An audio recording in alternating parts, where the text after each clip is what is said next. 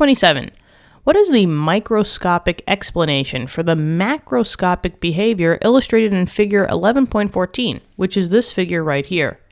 And it seems like we have a separation of constituents here. On the bottom, we see this clear liquid, which we're going to say is water. And water is H2O. And if I just draw out the Lewis structure for H2O, right, you have an oxygen in the middle, surrounded by hydrogen and hydrogen on both sides, and oxygen has two lone pairs.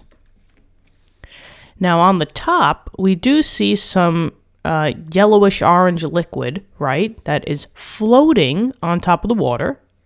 And generally speaking, when we're looking at this microscopic behavior over here, the oil, which is this yellowish, orangish liquid, is going to float on the top. Now, there's tons of oils, right? There's canola oil, avocado oil, olive oil, right? We're just going to classify it as oil. And oils are huge, long chains. Now, the whole thing with oil is just know that it's a huge compound that majoritively has carbons and hydrogens, repeating over and over and over again. There are some oxygens in there, but the main thing is that it's all basically carbon and hydrogen.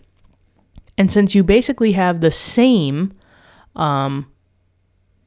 elements repeating over and over and over again, oils are classified generally as non-polar substances.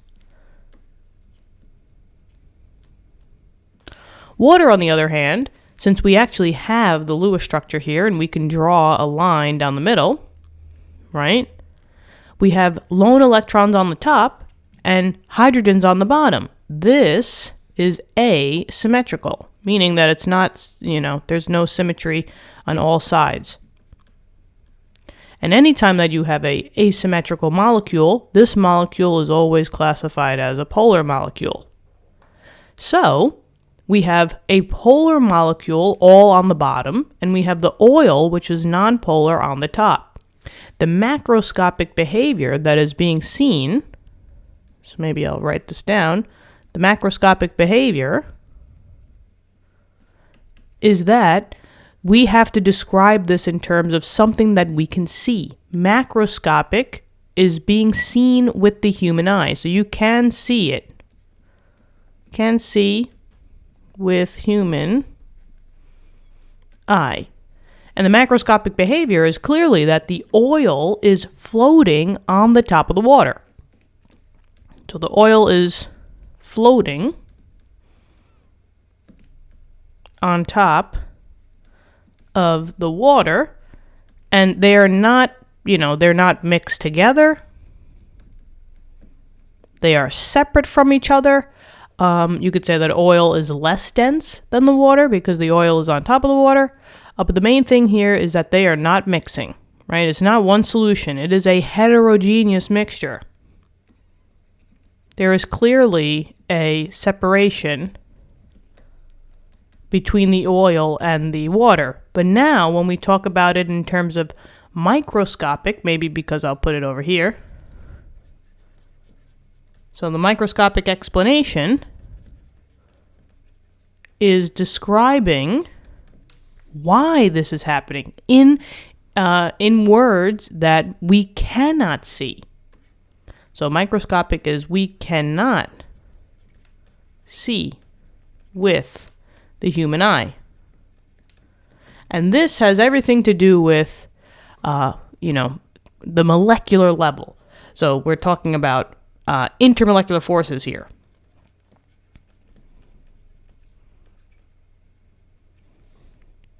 Now, when we have intermolecular forces, there's basically three key intermolecular forces. Dispersion forces, every compound has them. So oil has dispersion forces, and so does the water.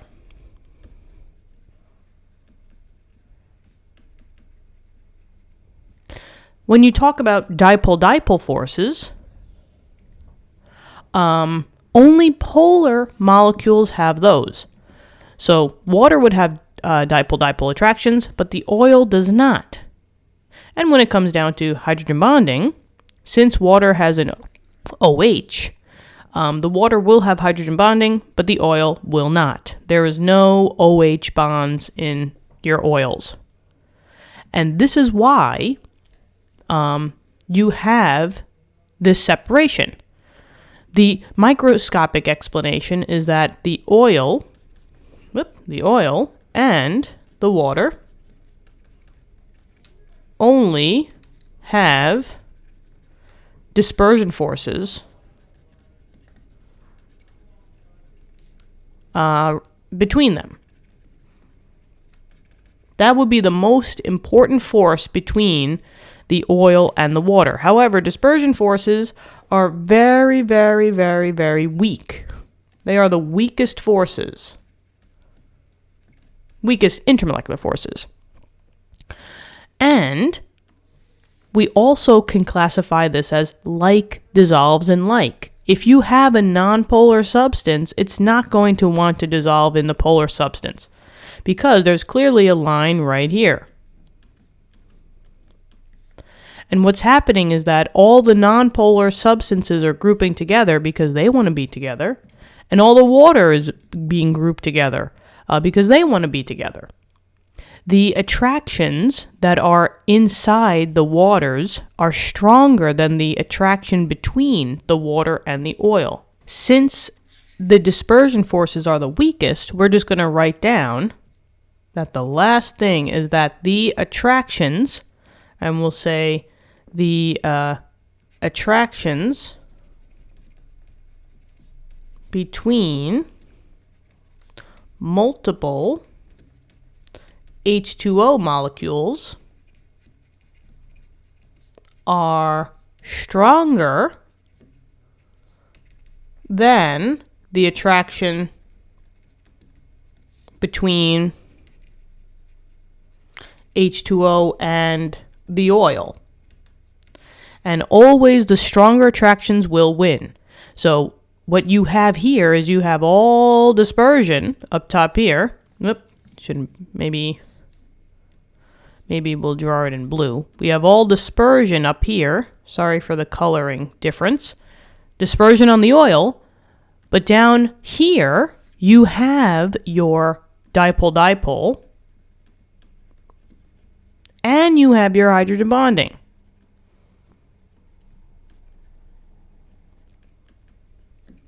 The only things that are coming together at the line is the dispersion force, because those are the only things that these have in common. But hydrogen bonding, dipole-dipole, are way stronger, and that's why the waters stick together and the oil will stick together. And that's it. This whole explanation in a nutshell is the answer. I hope this helped you out. Let me know in the comments. Love talking to you guys. I hope you're having a great day out there. Keep studying hard. Always keep learning. We got tons of videos just for you guys to get through your chem class. And I love helping you guys out. I'll talk to you soon, okay? All right, bye-bye.